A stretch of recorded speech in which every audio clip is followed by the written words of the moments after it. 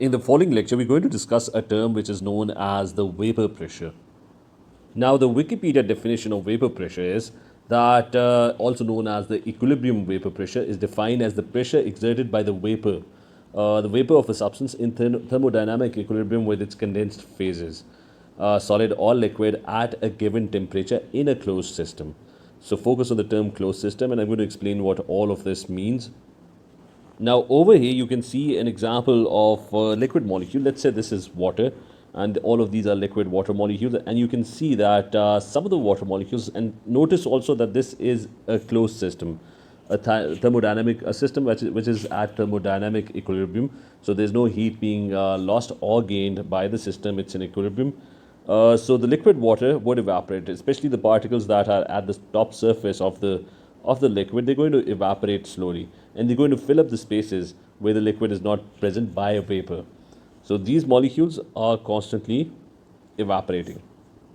But at the same time, since these molecules that have changed into vapor phase are not going anywhere, they're going to lose their energy, and they're going to, by colliding with each other, and they might condense back again, eventually reaching an equilibrium state.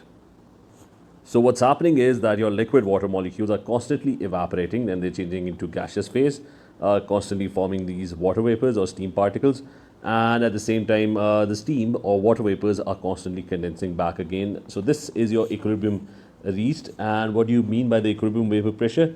That means that these particles over here that have already formed vapor, now their net quantity would remain exactly the same, because the amount of particles, gas vapors that are being formed, and the amount that is condensing back again at equilibrium would remain constant. So these molecules, their quantity, the vapor that has already formed on the surface of liquid water, that quantity would remain almost pretty much the same at equilibrium.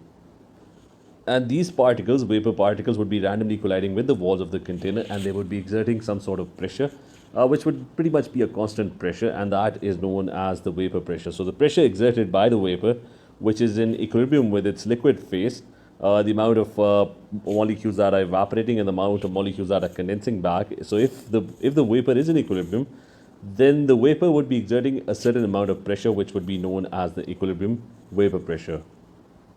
Now we're going to quickly discuss the factors that are going to affect the vapor pressure, whether the vapor pressure would be higher or the vapor pressure would be lower. So for example, if I label, and let's talk about the first factor first, and this factor is temperature. And the relationship is that the higher the temperature, the greater would be the vapor pressure.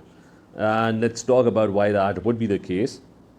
Now, if you focus on this equilibrium that we had, the forward reaction, the boiling or the evaporation, was an endothermic process, whereas the backward reaction was an exothermic process. So if we, for example, if we increase temperature, higher temperature, if we try to keep a higher temperature, if we increase temperature, then the endothermic reaction would be favored. The reaction that needs energy is going to be favored, and more vapor would be formed. So let's create more vapor molecules. There's going to be more evaporation taking place at a higher temperature. The equilibrium would shift to the right. Now you can see over here, these dark blue ones, more evaporation has occurred as you increased, if you took the reaction to a higher temperature. So if there are more particles, more vapor, then there's going to be definitely going to be more collisions with the walls of the container. These particles would go and hit the walls of the container. The vapor would be doing all sorts of collisions, and they would be colliding with the walls of the container, and that would result in a greater vapor pressure.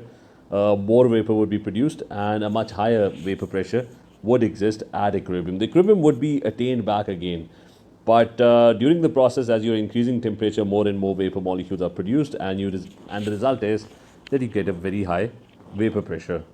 Second factor that determines whether the vapor pressure is high or low, that second factor is the intermolecular forces. So here I have two containers. There's container 1, which has a high boiling point, and there's another container containing a liquid with low boiling point. What that basically means is that the first container, this container over here, the particles have very strong intermolecular forces. So the particles are all sticking to each other. So these molecules, for example, it's very hard for the particles to evaporate and change into gaseous state, because the intermolecular forces are strong. So not a lot of vapor would be produced. The molecules would not be able to break away from the intermolecular forces which are keeping all the particles together.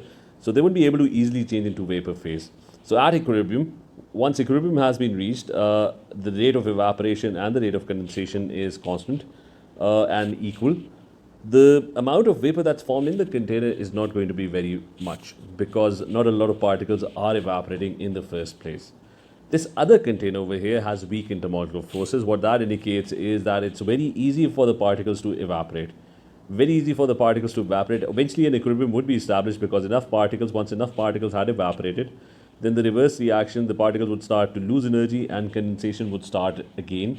And at a certain point, the rate of evaporation and the rate of condensation would become equal.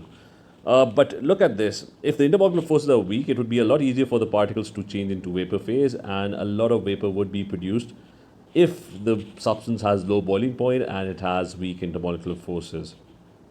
So what that would do is that this container, the first container, the liquid that had a higher boiling point, it's going to have a very low vapor pressure. Not a lot of vapor is produced, not a lot of vapor particles are colliding with the walls of the container. So not a lot of pressure or force is exerted on the walls of the container. Whereas this other one, has a low boiling point, a lot more particles are produced, and a lot more collisions with the walls of the container would be taking place. These particles would be going and colliding with the walls of the container, and they would be exerting a much higher vapor pressure. Let me also add to this what is meant by the term boiling point or the atmospheric boiling point. This is the point at RTP where the vapor pressure exceeds the atmospheric pressure. Now over here you can see another system where there's, let's assume this is liquid water and the particles are evaporating and there's a vapor formed. Now think of an imaginary layer of atmosphere. Although it's not a closed system, but think of an imaginary layer, a lid on top of this beaker where you have all these atmosphere molecules, namely oxygen and nitrogen. Now these particles are pushing the molecules downwards. So they're acting as an invisible wall, an invisible lid that is keeping all the water vapors down. So the water vapors over here are not able to escape or come out of this beaker because they're not exerting a pressure. So here you can see the pressure due to the atmosphere that's pushing all the vapor particles downwards. But the vapor particles are also bouncing and colliding with this imaginary wall. They're colliding with the particles of the atmosphere, and they're exerting a vapor pressure upwards. So over here you can see the vapor pressure pointing upwards. The particles are colliding with this imaginary wall of atmosphere, and they're trying to push it upwards.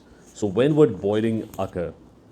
So boiling would occur when the vapor pressure becomes equal to or exceeds the atmospheric pressure. So these particles would then be able to, so this green pressure that's pointing upwards, the vapor pressure, it becomes greater than the atmospheric pressure. So these particles over here, the blue particles, the vapor particles would be able to come, they'll be able to break this imaginary wall and they'll be able to push their way out.